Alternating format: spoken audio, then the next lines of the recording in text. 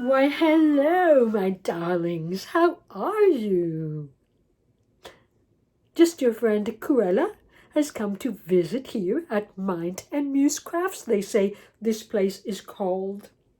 I have offered here to donate, but, well, as it seems, I think she's come into quite a bit of money because she hasn't wanted to accept my donations. What can I say? So, I have been invited here to take over, to do one of the things that I am most happy at doing, which is talking nonsense, because I love that. Why do we have to make sense all the time? I am so surrounded by idiots that why would I want to make sense? But I am here. I have been told that you are all a great fan of mine, and therefore, of course, I'm here. Of course, I am here because people need to be surrounded by quality. And so I'm here. To convince me to come here, of course, I have been offered several gifts, which I'll talk to you about in a moment. At present, let me remind you that you are watching. What is it called? Roger, what is it called? Oh, thank you. Mind and Muse Crafts podcast. That's what it's called. And I am here today. What are we at? It's, let us say October. It's a Friday, so October the 29th. Or you will probably be seeing this on October the 30th, which is the day that I am told that this was go on air. So I have prepared myself. I have come looking my best.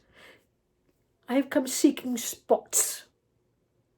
And what I have found, spots are no longer a thing. And so I have been covered by gifts, but gifts quite out of the usual. Nowhere inside my designer's realm. But so we are it. Time passes. Well, what can I say? Accidents will happen, you know.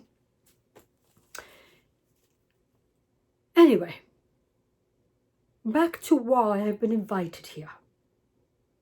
I don't know. She had to go out somewhere and has asked me to talk about all the gifts that I've received, as if talking were such an effort for me, because it's not. She had to go out with her husband. I don't know, what is his name? Rufus. Rufus or something like that. Is that what he's called? He had a need. I'm sure she married him for his dog, but she says she hasn't, so what can I tell you? Back to my gifts. This was meant to be short because it was meant to merely talk about the gifts that I have received for coming here today. You will see, first of all, that I am wearing red gloves. Couture. They tell me couture designs are no longer a thing either. That now more people are more into crochet and knitting. Who would have imagined crochet and knitting? Oh, crochet and knitting designer is what she is now. Can you believe that? Anyway, I have allowed it to happen. I have allowed her to cover me in crochet, if only for today, and if only to convince her to please design me something that has spots on them. So for today she's brought me these gloves, a precious pair of red gloves. But what would red gloves be without rings? Speaking of rings, she's also gifted me this one. It's the only thing that has spots on it in this whole ghastly place. She tells me that this stone is called Dalmatian jasper. It's won its name over, hasn't it, for all the spots. It's the most precious thing that I've seen in all of this place so far. It has been handmade. Oh, let's see. I believe I've been also requested to tell you that all of the designers and the materials that have been used will be cited in the description box below. But I don't know below where. I don't see it anywhere, but she says to tell you that it's below. So I guess there you will see the link to the tutorial that she has used to make this ring for me. And I guess also somewhere where you can find actually and purchase Dalmatian Jasper if you would so like to make me something and send it to me. I would be very appreciative of it. Aren't they the great decoration for my gloves? I think they are. They have made it the best gift ever. Maybe they should have been black, but I do so love a spot of red and all my furs. And speaking of furs, this is another gift. She tells me that now you can find such a thing as furry yarns. Furry threads, or whatever they're called. I think this one is called eyelash threads. Do you think they were the eyelashes of a jaguar? Or maybe it's skin. No, she says. Don't get your hopes up. No, it's something terribly ghastly. She says this is synthetic, man-made. And that it is made from something called fun fur by a company called Limebrand. And that she had loads of it in her stash. And so this is what they call, in her designer world, a stash buster. Because she has not purchased anything new to gift me this. Just the thought. Am I receiving hand-me-downs today? Everything that she has gifted me was already purchased and in her home? What a terrible thought. I will have to check to see if that is true. But they're so beautiful that I might even make an exception and use them anyway.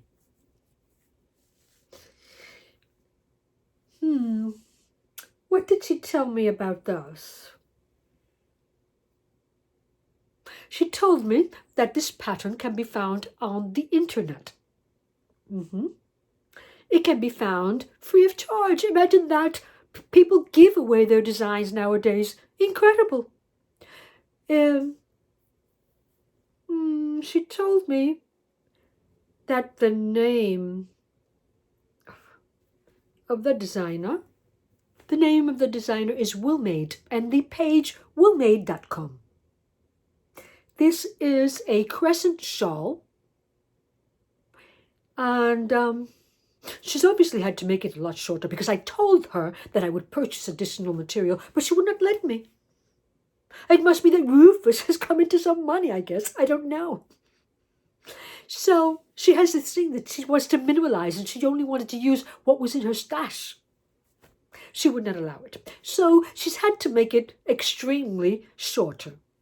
But since the material used to make this was furry, in all its lovely furriness, and much thicker than the one that the original designer used, but she has been able to cut down on the size of the original design and still make me something that I will love wearing.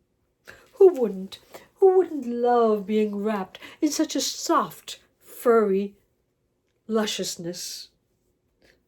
I swear it must be jaguar, but she doesn't want to tell me that. Or maybe it's her dog. Maybe it's her dog. Maybe I'm wearing her dog. Extremes. I should only wish. I could only hope. Oh, one more thing. I've also been gifted this necklace. Isn't it beautiful? And it goes so well with what I'm wearing today. Who would know that it would go so well? Well, this beautiful thing is a creation by a Hispanic designer Did we know? Did we know that there were Spanish designers? No, no, we didn't. But they exist. The designer is named Jezabet Bueno. She's a Latin designer from Chile. Chile. I wonder what wildlife they have there. If I'm not wrong, they do have foxes. And I would so love to wear a stole of foxes. How brilliant. But she hasn't made one. There is a place online that I believe you can go to see this, because it is also another free design. The design is called the Ananda Color. The Ananda Color because the company of the designer, the brand of the designer, is called Creaciones Ananda. And so this is the Ananda Color. Lovely stitches, mosaic stitches here at the top. Lovely spikes. And then small black and white beads that hang from each of the spikes. Oh, lovely.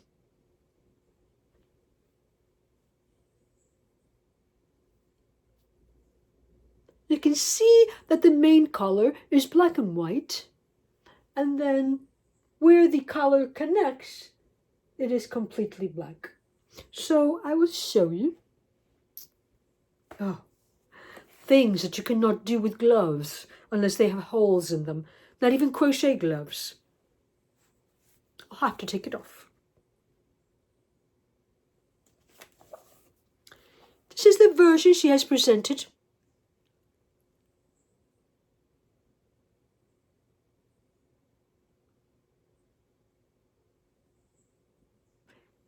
In her blog. And though the instructions are not on the blog, she has a video tutorial. You know, one of those things that they program and they actually put on your TV so you can watch them. What a disaster. Who would believe that there are actually people who dedicate their lives to programming those things, noisy things that come on your TV and leave children brainless? But it is a thing, I understand. It is a thing. And even her husband is dedicated to that. Can you believe it? Rufus dedicated to computers. What are we coming to? The stole, as I told you, is by Willmade at willmade.com. And this is it. To the point shawl.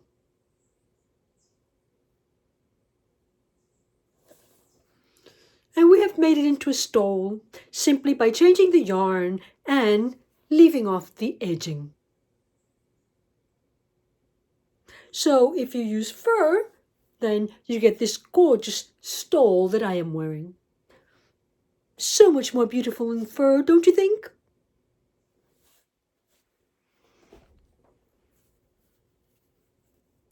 Well, darlings, I really need to go because it is getting late.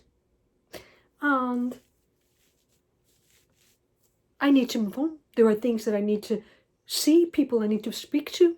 I need to continue my search for the perfect spotted dog that I haven't found yet.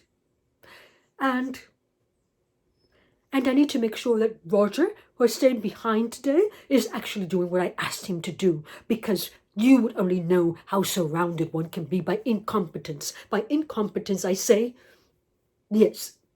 So I must go. I bid you farewell.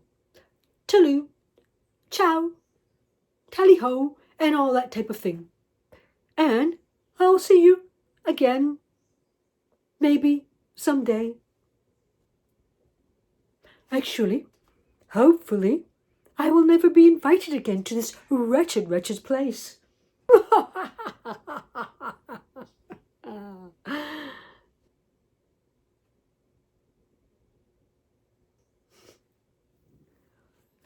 God, am I glad this is over.